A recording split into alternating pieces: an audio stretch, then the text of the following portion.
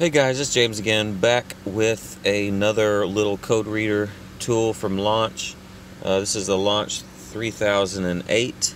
This is one of their newer models. It is quite larger than the last one that I had. It's a pretty big tool. I'm not sure why it's so big. Difference between this one and some of the older ones is, for one, this has a nice bright color screen, and it's got some hotkeys that some of the other ones did not have. Other than that, I can't tell a huge difference other than the size. It's pretty close to some of the older ones. This one right now is quite a bit cheaper, so that's always a plus. So before using this, you will want to update it. I can show you that right now. It takes about 10 minutes. I'll put the link down in the description box for where to go to update it. First off, let's look at the car here. We got a few things going on.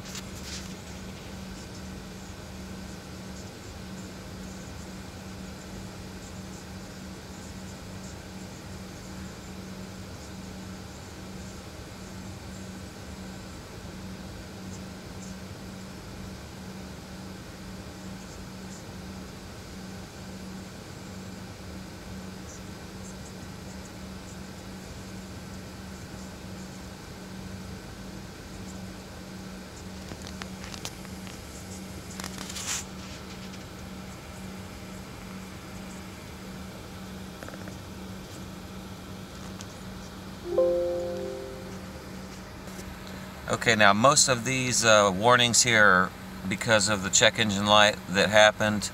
A lot of your subsystems are disabled whenever certain codes are generated. So we don't need to focus on a lot of these problems. What we mostly want to focus on is the check engine light, and that's where this little tool is going to help us out. Alright, when we look at the scanner here, we can go into one of the menus, or we can just, if we just want to pull codes real quick or check some other things, we can look at some of the hotkeys. So DTC will be our trouble code, so let's hit that. So it says we have we have 7 codes. We have ignition coil A primary secondary circuit. There's current codes, also with the mass airflow. Pending code of the intake air temperature. The intake sensor, air temp sensor, is integrated with the mass airflow, so that's going to be most likely related.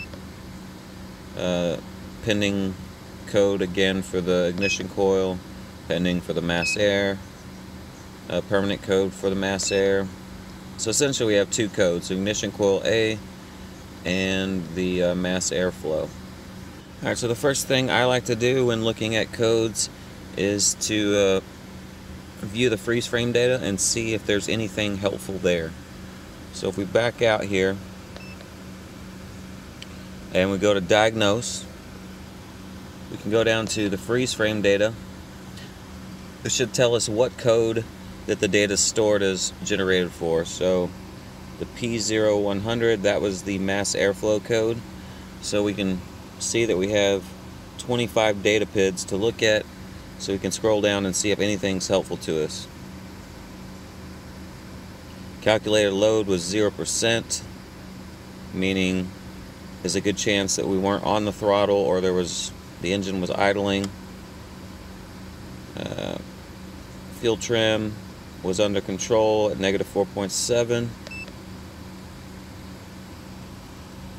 Long term is under control. RPM 797, so yes, we were idle.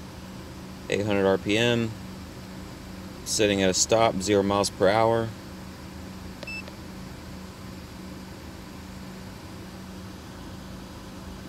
Absolute throttle position at 14.1%. We don't know what the value should be, so I'm not going to worry about that one right now. Engine time since start, 750 seconds, so only a few minutes. The fuel rail pressure looks to be normal, 0% purge.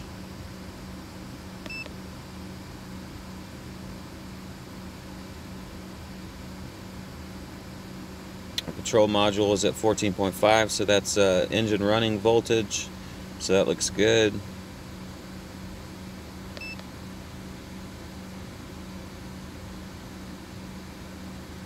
Again, here on the accelerator position, D and E, we don't know what the known values are for what we should be at an idle. The thing that it's not showing us here is what our mass airflow volume is, because apparently on this car it is not a generic OBD2 data PID. Alright, so we got our freeze frame data, some useful information, some not. We can look at the data stream and see if there's anything else that's useful, but I want to offer a piece of advice on these generic OBD2 code readers and scan tools. Is they are limited mostly by what the vehicle offers for generic OBD2 data and codes. So we can compare 100 different generic OBD2 data readers and they'll all show the same info on the same car, because there's only a certain amount of info that the car will actually display in generic OBD2. Same thing with OEM data. It's varies by manufacturer, not so much the scan tool though on generic data. So this is a generic OBD2 reader, so it's very limited by what it can do, but that's more based on the fact or the reality that this vehicle only puts out this amount of information. The fact that we don't have mass airflow data isn't because the scan tool can't pick it up, it's because it's not there. It's not there on the OBD2 generic side. So that being said, let's look at our live data. So we have a few options here. We can view all the items. We can select certain ones we want to view, or we can select ones that we want to view in a graph. For now, let's just see what we have available.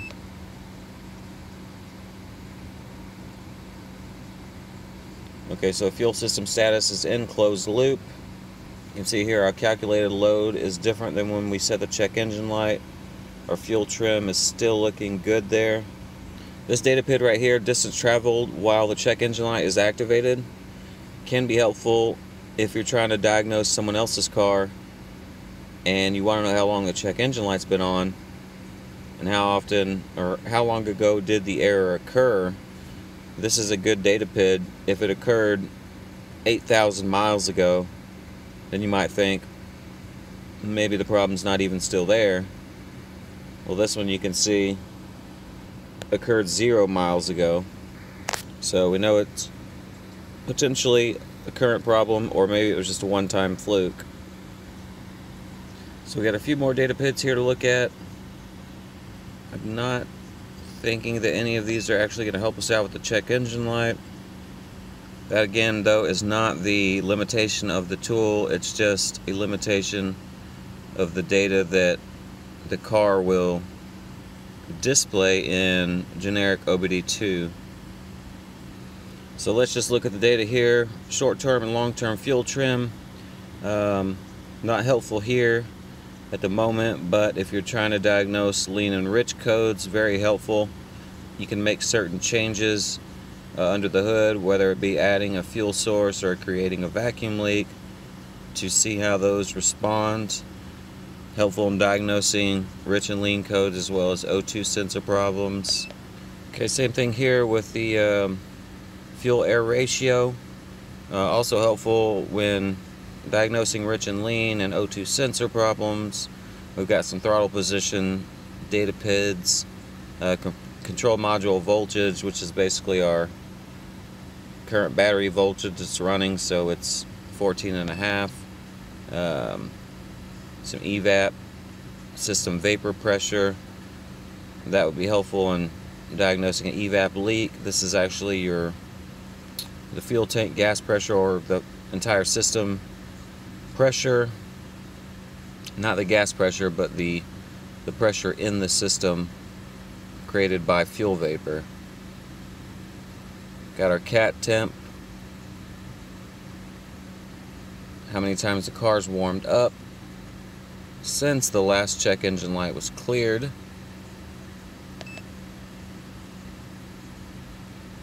So we have quite a bit of useful information depending on what code we're searching for on how to fix it. In this case, not a huge help, but it really depends on what you're looking for. Let's go down here to Onboard Monitoring.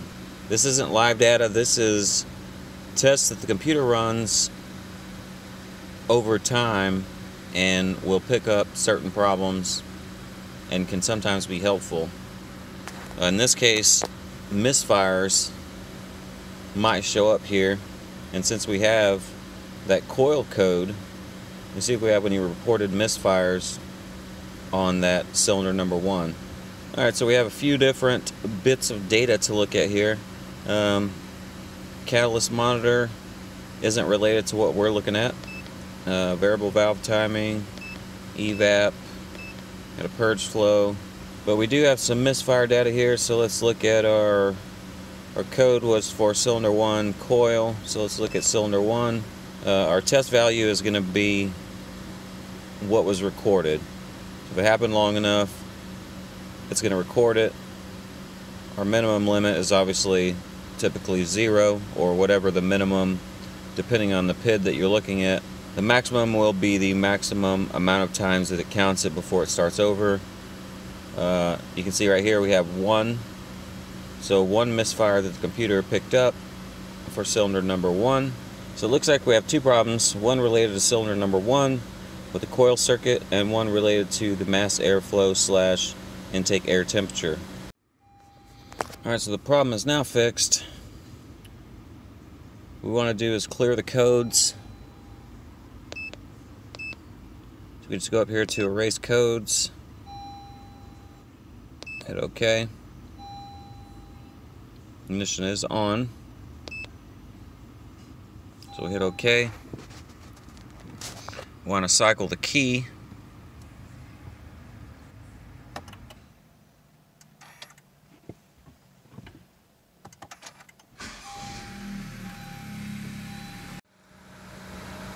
So we were able to find the problem, fix the problem, which turned out to just be some water intrusion.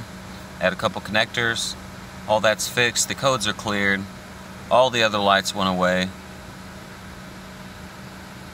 Now the scan tool did not give us every piece of data that would be helpful. Then again, like I said, it's not an expensive scan tool and it only reads generic OBD2 data.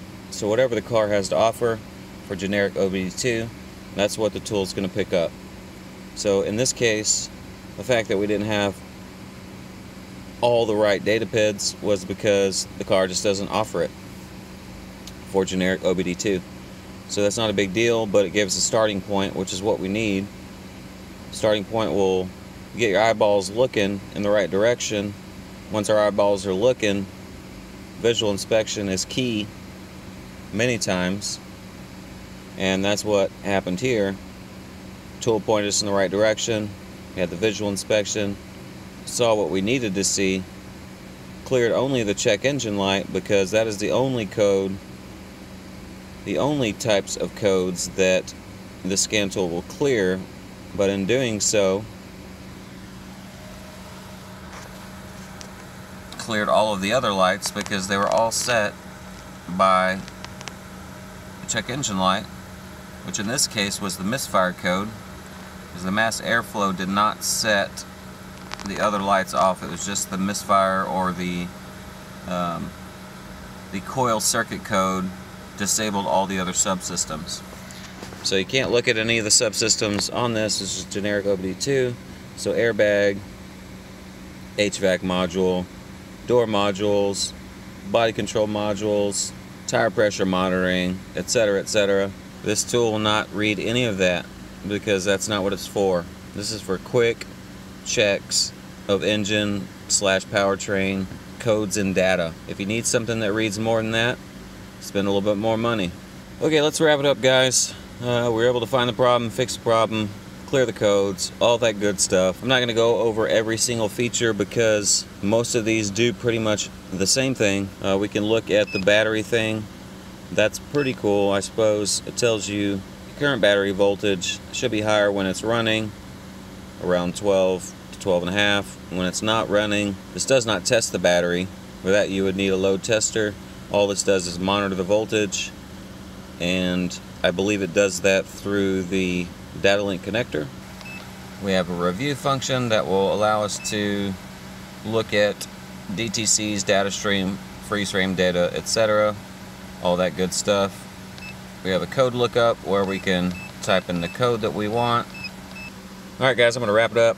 It's a great little generic OBD2 scan tool. And the only thing that I'm finding interesting about it is just the sheer size of it. I'm not sure why it's so big. There's not a lot of technology here. And we've seen them in much smaller packages. I'm not sure if it's the button layout, if they wanted it to be handy. I'm really not sure. It's a very big tool. That's the only thing I'm kind of finding on the negative side, but what I do like is it's a nice, easy to read, bright screen that you can read in the dark. We got all the lights off, just dash lights left. Super easy to read, so that's probably my favorite part of it. Other than that, it's pretty standard as far as generic OBD tools go. The hotkeys are a nice little addition to the tool. We got quick access to the battery. We got quick access to the readiness monitors. Quick access to codes. Readiness monitors are very handy when trying to get your car to pass state inspection. So we got here, since we just cleared the codes, we have 1, 2, 3, 4, 5 that aren't ready, and then we have 1, 2, 3 that are ready. Those are the green arrows with the green check marks, and then we have 2 that don't apply. So at this point, this car would not be ready for state inspection until all of the X's turn into green check marks, or at least all but one, depending on what year your car is. And that's it, guys. We got a nice little tool here for a nice price. It does what we need it to do. Not everything that we would like, but with more features come more money. Thanks for watching.